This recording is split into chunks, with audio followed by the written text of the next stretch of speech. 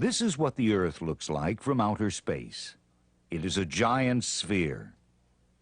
The Earth is so large that if it was possible to walk around the planet at the equator, it would take more than 5 years. Of course, it isn't possible because of all the water.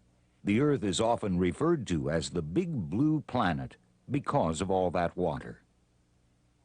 This globe is a model of the Earth. We can easily see that there is quite a bit more water than land on our planet. In fact, 3/4, or 75% of the Earth is covered with water. Globes are very useful because they are small models or copies of the Earth. On the globe, we can find the world's 4 oceans: the Atlantic, the Arctic, the Indian, and the Pacific. An ocean is a large body of water. The globe also shows the 7 large land masses called continents. The continents are Africa, Antarctica, Asia, Australia, Europe, North America, and South America. Most globes will also show countries and major cities. Globes are scale models. You may have worked with a scale model before when building a plastic plane or car. A scale model is designed so that it is a perfect copy of the thing it is fashioned after. This model car is a copy of a real car. The scale of this model is 1:24. So 1 inch on the model equals 24 inches on the real car. Or 1 centimeter equals 24 centimeters. In the same way, the globe is a perfect model of the Earth, but it is much smaller. This globe is 42 million times smaller than the real Earth. That means that the Earth is 42 million times larger than this model. On the globe is a key, or legend, that shows the scale of the globe. On this globe, every inch is equal to 660 miles, and every centimeter is equal to 418 kilometers. So someone using this globe could make measurements in either miles or kilometers. You can find the distance between 2 places with the help of a string and a ruler. Put one end of the string on one location and pull the string to the other location. Now, measure the distance between the 2 points on the string. Since each inch equals 660 miles, you can figure out the distance by multiplying the length of the string in inches times 660. Or measure the string distance in centimeters and multiply by 418 for results in kilometers. The Earth is divided into sections called hemispheres. A hemisphere is half of a sphere. There are 4 hemispheres. The equator is an imaginary line that lies halfway between the North and South poles. The equator is used to divide the Earth into the northern and southern hemispheres. Here is the northern hemisphere. It is like looking straight down on the globe with the North Pole in the center. The southern hemisphere is like looking straight down on the South Pole. The Earth can also be divided into the western hemisphere and the eastern hemisphere. When looking at a globe, we can only see half the planet at a time. You may have noticed that the globe is tilted. See how the globe spins around these holders located at the North and South poles? They're not straight up and down. They are tilted at an angle of 23.5 degrees. The globe is set up this way because the real Earth is tilted on an imaginary line that runs through the North and South poles. This imaginary line is called an axis. It is where the Earth spins. The Earth is tilted in space. It orbits, or goes around, the Sun, which is the center of our solar system. One complete revolution of the Sun is called a year. The Earth orbits the Sun in an oval and not a perfect circle. There are times when the planet is closer to the Sun than at other times. You may think that is why we have seasons. When we're closer to the Sun, we have warm weather, and when far away, we have colder weather, or winter. However, that isn't the reason for the seasons. It's the tilt of the Earth on its axis. When the Earth is tilted towards the Sun, the northern hemisphere has spring or summer, and the southern hemisphere has fall or winter. That's because the rays of sunlight strike the northern hemisphere more straight on when the Earth is tilted towards the Sun. Straight-on sunlight is warmer than sunlight that spreads out over a large area. Just like the light from this flashlight is more concentrated when it strikes the graph paper straight on. When the flashlight is tilted, the light spreads out over a larger area and therefore won't be as hot or bright in specific areas. So, the Earth experiences different seasons based on how the planet is tilted and where the planet is during its yearly orbit of the Sun. Another thing to remember is that the northern and southern hemispheres have opposite seasons. When the northern hemisphere has summer, the southern hemisphere has winter. There are lines drawn on the globe to help find locations. Some of the lines go around the globe like the equator. These lines are called lines of latitude, or sometimes parallels. They are numbered. The equator is the starting point and is labeled 0 degrees. Then equal-spaced lines of latitude move north and south from the equator. They are labeled in degrees, all the way to 90 degrees at the poles. When looking at latitudes in the northern hemisphere, we say 30 degrees north. When reading lines of latitude in the southern hemisphere, we say 30 degrees south latitude. Running the other direction on the globe are imaginary lines called lines of longitude. These lines measure degrees east and west. The starting point for lines of longitude is called the prime meridian. Meridian is another name for longitude. The prime meridian is labeled 0 degrees and runs from the north to the South Pole. Here you can see where the prime meridian goes through part of England, Europe, and Africa. Notice that lines of longitude that are to the left or west of the prime meridian are labeled W, which stands for west. To the east of the prime meridian, the lines are labeled E for east. There are 180 degrees east and 180 degrees west. The 180-degree line is not marked as east or west because this is the same line for 180 degrees west and 180 degrees east. This line of longitude runs through the Pacific Ocean. Unlike the lines of latitude, which are always the same distance apart, the lines of longitude are far apart at the equator and actually come together at the poles. When lines of latitude and longitude are used together, they form a grid. The grid provides a way to locate places on the globe. For example, Mexico City, the capital of Mexico, is almost exactly at the intersection of a line of latitude and longitude. It is 20 degrees north and 100 degrees west.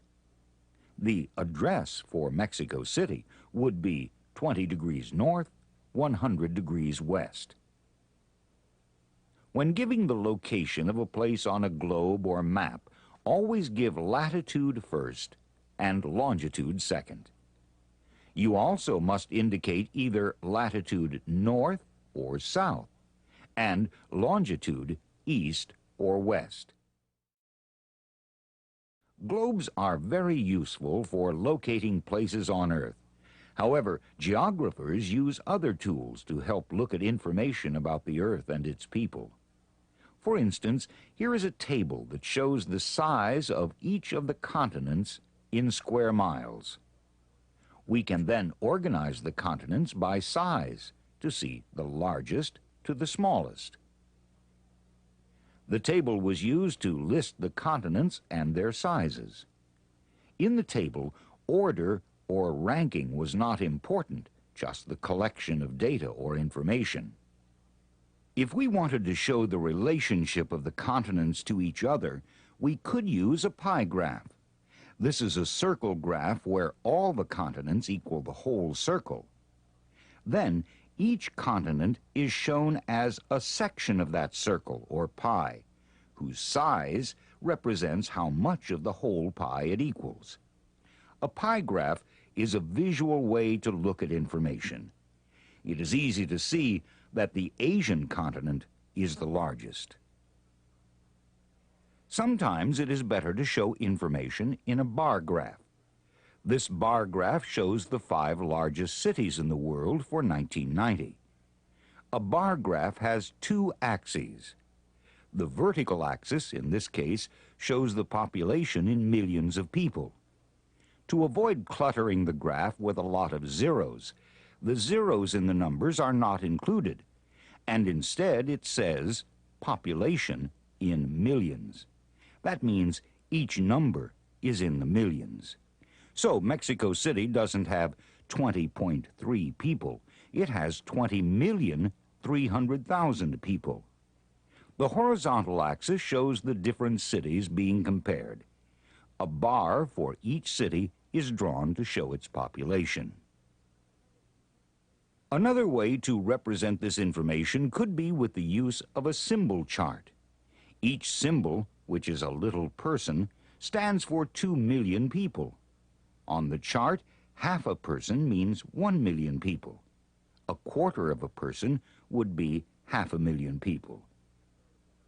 Computers are very helpful when preparing a graph because they allow people to experiment with different graph designs to find the one they like the best. A globe is a model of the Earth that is made to a certain scale. It is the best example of what our planet is like because it is the same shape, a sphere. The scale of the globe will be shown. The scale for this globe is 1 to 42 million.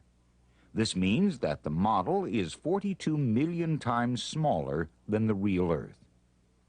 However, the model will represent the Earth very well because the continents and oceans are shown with proper relationship to each other.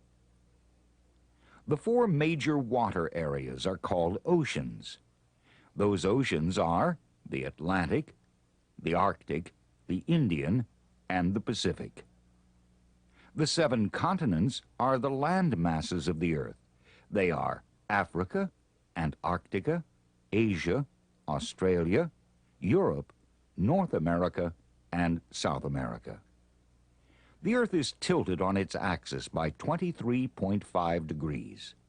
This tilt is responsible for the seasonal changes experienced as the Earth orbits the Sun. The globe is also tilted to show this relationship. There is a grid system used on the globe to help locate places on the planet. The grid system is made up of lines of latitude and lines of longitude. Lines of latitude are also referred to as parallels. The equator is labeled 0 degrees latitude. Those lines of latitude that lie north are identified with an N, and those that lie south are shown with an S. The North Pole is at 90 degrees north latitude. The South Pole is at 90 degrees south latitude. Lines of longitude run from the North Pole to the South Pole. These lines are drawn to the east and west of the prime meridian, which is the starting line for the lines of longitude. Places on a globe or map are identified by latitude and longitude. For instance, Denver is at 40 degrees north, 105 degrees west. Today you have learned the key concepts associated with understanding and using a globe. The Earth is a very large planet that has been explored, mapped, and photographed in many different ways. The globe is our best way of viewing the Earth, its oceans, lakes, rivers, and continents with respect to their true size, shape, and distances from each other. This concludes the video presentation. Answer the following questions on the video quiz ditto or on a separate sheet of paper. Question 1. The four oceans are: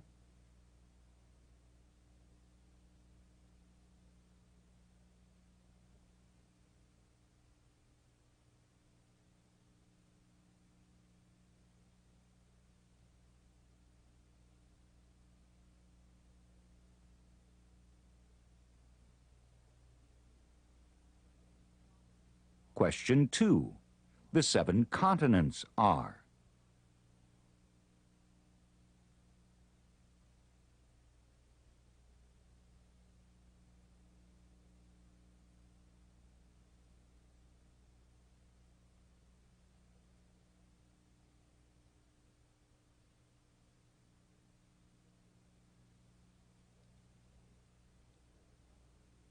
Question 3. The four hemispheres are: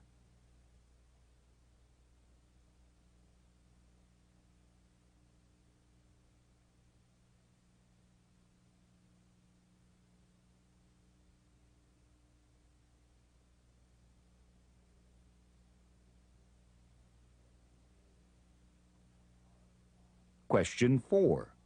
What are lines of latitude?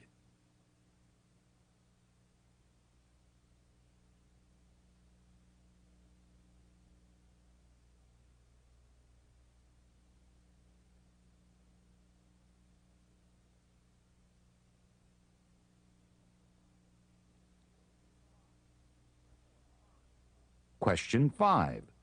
What are lines of longitude?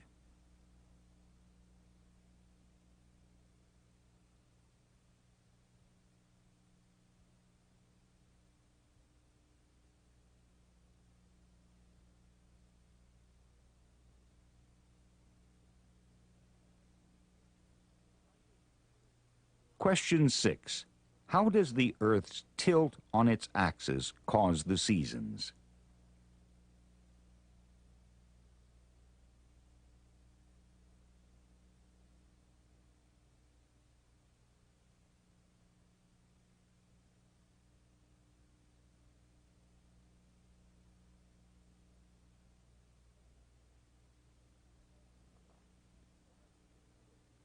Question 7.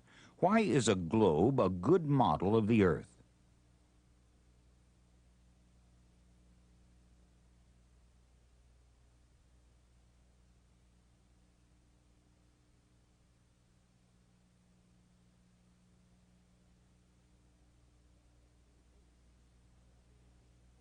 Question 8. What is a scale model?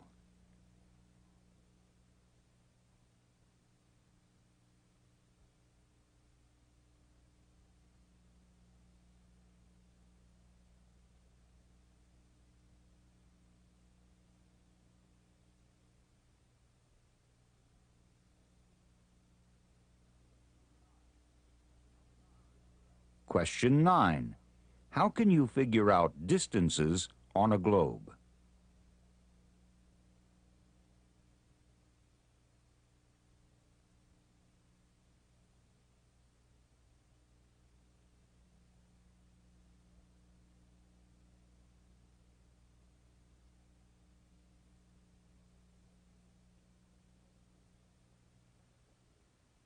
Question 10.